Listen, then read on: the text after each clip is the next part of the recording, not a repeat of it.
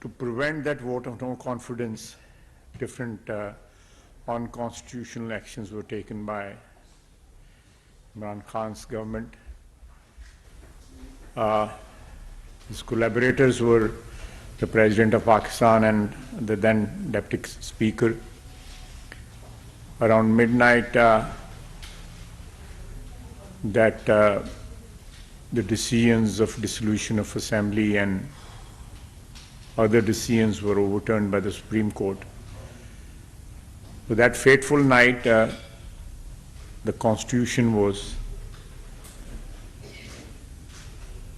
undermined, violated, and thankfully, Supreme Court intervention set the things right, and we are here in the government today. So much has happened over the last 1 year. The journey, political journey of as an opposition in opposition. Imran Khan's political journey started with the cipher, and today Shri Mazari has written a letter to the United States for help.